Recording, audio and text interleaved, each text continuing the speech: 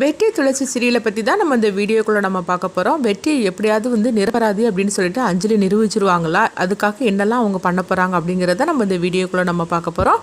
நம்ம வீடியோக்குள்ளே போகிறது நம்ம சேனலுக்கு யாரெல்லாம் சப்ஸ்கிரைப் பண்ணலாம் அவங்களாம் சப்ஸ்கிரைப் பண்ணிக்கிடுங்க. பக்கத்தில் உள்ள பெல் பட்டனை கிளிக் பண்ணுங்க. வாங்க வீடியோக்குள்ளே போகலாம். வெற்றிக்காக ஒவ்வொரு லாயரையாக அவங்க துளசியும் அஞ்சலியும் ஏற்பாடு பண்ணுறாங்க. ஆனால் எந்த லாயருமே அவங்களுக்காக வாதாட வர மாட்டேன்னு சொல்லியிருந்தாங்க. இது எல்லாமே திவ்யாவோட ஏற்பாடாக தான் இருந்துகிட்ருக்கு.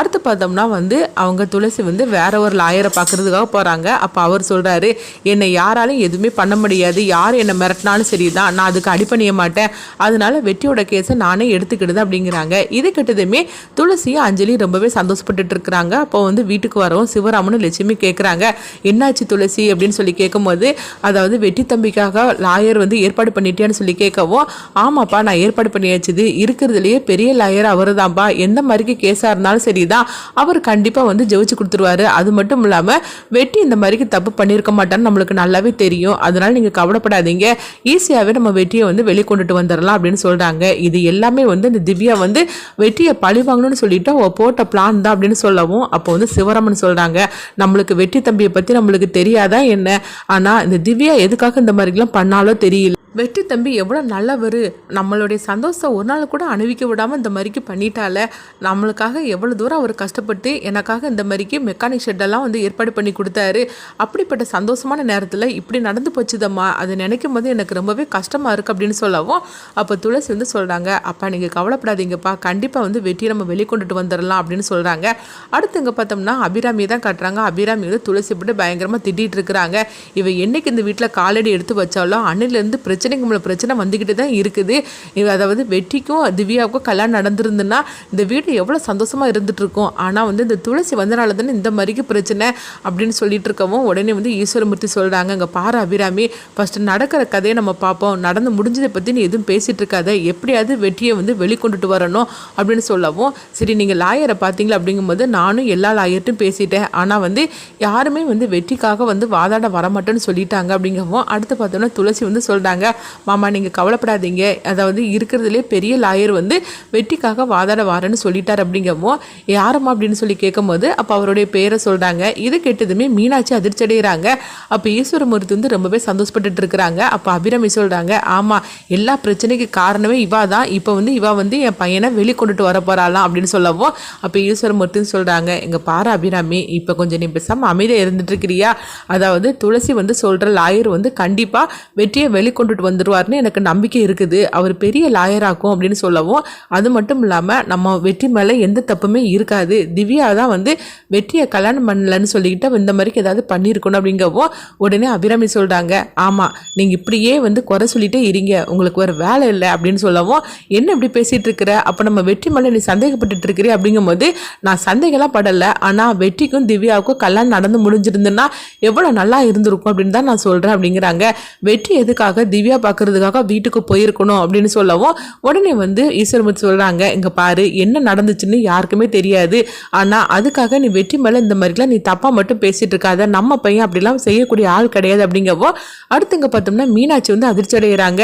அதாவது வெற்றிக்காக யாருமே வாதாட வரமாட்டாங்கன்னு சொல்லி நம்ம எவ்வளோ சந்தோஷப்பட்டுட்டு இருந்தோம், ஆனால் அந்த துளசி என்னன்னா இருக்கிறதுலே பெரிய லாயரெல்லாம் ஏற்பாடு பண்ணி வச்சிருக்கிறா, அவர் மட்டும் வெற்றிக்காக வாதாட வந்தாருன்னா கண்டிப்பாக அந்த கேஸ்ல இருந்து வெற்றி வெளியே வந்துடுவான், அதுக்கப்புறம் நம்ம நினச்சது எதுவுமே நடக்காமல் போயிடும், எப்படியாவது இந்த வெற்றியோட கதையை நம்ம முடிக்கணும், அதுக்கு பிறகு அடுத்த அரசியல் வாரிசாக என்னுடைய கணவர் தான் வரணும்னு சொல்லி நான் எவ்வளோ ஆசைப்பட்டுட்டு இருக்கிறேன், இது எல்லாத்தையும் முடிச்சிருவா போலுக்கு அந்த துளசி அப்படின்னு சொல்லிட்டு மீனாட்சி பார்த்தோம்னா திவ்யாவை பார்க்கறதுக்காக போகிறாங்க. அப்போ திவ்யாட்ட சொல்கிறாங்க, இங்கே பாரு திவ்யா, நம்ம போட்ட பிளான்லாம் எல்லாம் இப்போ கரெக்டாக தான் போயிட்டு இருக்குது, ஆனால் இந்த துளசி இருக்கால அவள் சும்மா இருக்காமல் வெற்றிக்காக ஒரு லாயரை அவள் ஏற்பாடு பண்ணியிருக்கிறா, அவரை பற்றி நான் கேள்விப்பட்டிருக்கிறேன், எந்த மாதிரிக்கு கேஸாக இருந்தாலும் சரி தான் அவர் ஈஸியாகவே ஜெயிச்சுட்டு வந்துடுவாராம், அப்படி இருக்கும்போது வெற்றி வெளியே வந்துடுவான், வெற்றி மட்டும் வெளியே வந்துட்டாக்கி நான் நினச்சது எதுவுமே நடக்காமல் போயிடும் அப்படின்னு சொல்லவும், அப்போ மட்டும் இல்லாமல் அதாவது இருக்கிற எல்லா லாயரையும் நீ வெற்றிக்காக வாதாட வராமல் நீ தடுத்து நிறுத்திட்ட உன்னுடைய செல்வாக்கை வச்சு, அதே மாதிரிக்கு நீ இப்போ ஏதாவது செய்யணும் அப்படிங்கவும், உடனே திவ்யா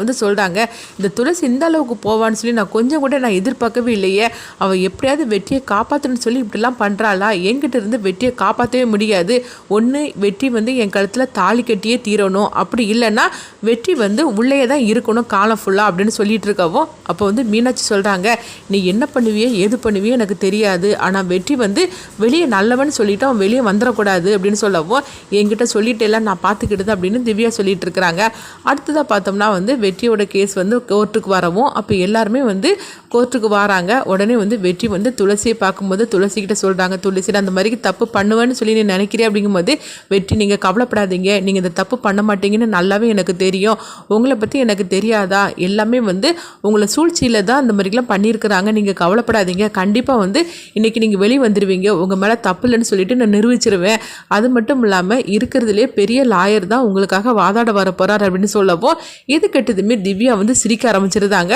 அப்போ வந்து உடனே வந்து வெற்றி வந்து திவ்யாவை பார்க்குறாங்க, நீ இப்படிலாம் பண்ணுவேன்னு சொல்லி நான் கொஞ்சம் கூட எதிர்பார்க்கவே இல்லை, என்கிட்ட நீ என்ன சொல்லி நீ ஃபோனில் பேசின, ஆனால் எனக்கு வந்து கரெக்டாக நீ வந்து மாட்டி விடணும்னு சொல்லிட்டு தான் நீ இப்படிலாம் பண்ணி வச்சிருக்கிற, நீ இப்படிலாம் இருப்பேன்னு சொல்லி நான் வந்து நினைச்சு கூட பார்க்கல, உன்னை ஒரு நல்ல ஃப்ரெண்டாக ஏற்றுக்க சொன்னியே, நீ தான் இப்படிலாம் நல்ல ஃப்ரெண்டாக எனக்கு அப்படின்னு சொல்லவும் உடனே வந்து திவ்யா சொல்கிறாங்க, என்ன வெட்டி நீ இந்த மாதிரிலாம் பேசிகிட்டு இருக்கிற, நம்ம 2 பேரும் அன்னைக்கு வந்து சந்தோஷமாக தானே இருந்தோம், ஆனால் அதுக்கு பிறகு நீ இப்படிலாம் பண்ணுவேன்னு சொல்லி நான் கொஞ்சம் கூட எதிர்பார்க்கவே இல்லை அப்படிங்கவும் இங்கே பாரு தேவலாமல் அந்த மாதிரிக்கு மட்டும் நீ பேசிகிட்டு இருக்காத, உன் முகத்தில் முழிக்கிறதே பாவம் அப்படின்னு சொல்லிட்டு வெற்றி போகவும் அப்போ வந்து துளசி சொல்கிறாங்க, நீ என்ன பண்ணியிருப்பேன்னு எனக்கு நல்லாவே தெரியும், ஆனால் நீ என்ன சொன்னாலும் சரி தான், கண்டிப்பாக வந்து வெற்றி உள்ளே இருக்க போகிறது கிடையாது, இன்றைக்கி வெற்றி வந்து எந்த தப்புமே இல்லைன்னு சொல்லிக்கிட்டு நான் நிரூபிக்கத்தான் போகிறேன் அப்படின்னு சொல்லவும் அப்படியா உன்னால் முடிஞ்சது நீ பார்த்துக்க அப்படின்னு திவ்யா சொல்கிறாங்க. அடுத்தது பார்த்தோம்னா வந்து வெற்றியோட கேஸ் வரவும் அப்போ வெற்றிக்காக வாதாடுறதுக்காக இந்த லாயர் வருவார்னு சொல்லிட்டு எல்லாரும் அவளோடு காத்துட்டு இருக்கிறாங்க. ஆனால் பார்த்தோம்னா லாயர் வரவே இல்லை. அப்போ நீதிபதி வந்து கேட்டுட்டு இருக்கிறாங்க, என்னங்க வெற்றிக்காக வாதாடுறதுக்காக எந்த லாயரை வந்து நீங்கள் வந்து ஏற்பாடு பண்ணியிருக்கிறீங்க அப்படின்னு சொல்லவும் உடனே வந்து அவங்க துளசி வந்து சொல்கிறாங்க, அவர் வரவே இல்லை அப்படின்னு சொல்லி கேட்டுருக்கவும் இதை கேட்டதுமே துளசிக்கு என்ன பண்ணுதுன்னே தெரியல. துளசி உடனே அவருக்கு ஃபோன் பண்ணிட்டே இருக்கிறாங்க, ஆனால் அவர் ஃபோன் எடுக்கவே இல்லை. திவ்யா வந்து சிரிக்க ஆரம்பிச்சிருந்தாங்க. அப்போ துளசிக்கு தெரிஞ்சிருது, அப்போ அவரையும் வர விடாமல் இவ தான் பண்ணிட்டான்னு சொல்லிட்டு துளசிக்கு தெரிய ஆரம்பிச்சிடவும் துளசி வந்து அஞ்சலி கிட்ட சொல்கிறாங்க, அந்த திவ்யா தான் ஏதோ சதி பண்ணி அவரை வரவிடாமல் தடுத்துட்டா அப்படின்னு சொல்லவும் இப்போ என்ன பண்ணுறதுக்கு தெரியலையே அப்படிங்கிறாங்க. அடுத்து பார்த்தோம்னா நீதிபதி வந்து சொல்கிறாங்க, இப்போ இவருக்காக ஏதாவது லாயரை நீங்கள் ஏற்பாடு பண்ணுறீங்களா, இல்லைன்னா நான் தீர்ப்பை சொல்லட்டுமான்னு சொல்லி கேட்கவும் உடனே வந்து சிவராமனு லட்சுமி துளசி கிட்ட சொல்கிறாங்க, என்னம்மா இந்த மாதிரிக்கு நடந்து போச்சுது, வெற்றி தம்பி தான் தப்பு பண்ணிட்டாருன்னு சொல்லிக்கிட்டு தீர்ப்பு வழங்க போகிறாங்களே, இப்போ என்ன பண்ணுறதுக்கு அப்படின்னு சொல்லவும் எனக்கு அதுதான்ப்பா ஒன்றும் புரிய மாட்டுக்கு அப்படிங்கிறாங்க. எங்கே பார்த்தோம்னா அபிராமி ஈஸ்வரமூர்த்தி தான் காட்டுறாங்க. பார்த்தீங்களாங்க, அவன் நம்மளை நம்ப வச்சு ஏமாத்திட்டா, நான் தான் சொன்னோம்ல, ஆனால் நீங்கள் வந்து அவளை எந்த அளவுக்கு நம்பினீங்க பாருங்கள், கடைசி நேரத்தில் அந்த லாயரை வரவிடாமல் பண்ணிட்டா அப்படின்னு துளசியை போட்டு அபிராமி திட்டிகிட்டு இருக்கவும் அப்போ நீதிபதி வந்து நான் தீர்ப்பு சொல்ல போகிறேன் அப்படின்னு சொல்லும்போது கரெக்டான நேரத்தில் அஞ்சலி வந்து நான் வந்து அதாவது வெற்றிக்காக வாதாட வரேன் அப்படிங்கிறாங்க. இது கிட்டதுமே எல்லாருமே அதிர்ச்சி அடைகிறாங்க, ஒரு பக்கம் சந்தோஷமும் படுறாங்க துளசி, சிவராமன், லட்சுமி எல்லாருமே. அடுத்தது பார்த்தோம்னா அப்போ அஞ்சலி வந்து அதாவது திவ்யாவை வந்து விசாரணை பண்ணுறாங்க. அப்போ திவ்யா வந்து அஞ்சலி கேட்குற கேள்விக்கு அவங்க அதாவது சரியான பதில் சொல்லாமல் ஏடா கூடமாக சொல்லிட்டு இருக்கவும் வசமாக அஞ்சலிக்கிட்ட மாட்டிக்கிட்டுதாங்க. அஞ்சலிக்கு பார்த்தோம்னா திவ்யாவுக்கு எதிராக ஒரு சரியான ஒரு ஆதாரம் கிடைக்குது. இதை வச்சு அவங்க திவ்யாவை வந்து எந்த அளவுக்கு சிக்க வைக்க போகிறாங்க, வெற்றி எந்த தப்புமே பண்ணலைன்னு சொல்லிக்கிட்டு அவங்க வந்து நிரூபிக்க போகிறாங்க. அடுத்து என்னெல்லாம் நடக்குன்னு சொல்லி நம்மளும் வெயிட் பண்ணி பார்க்கலாம்.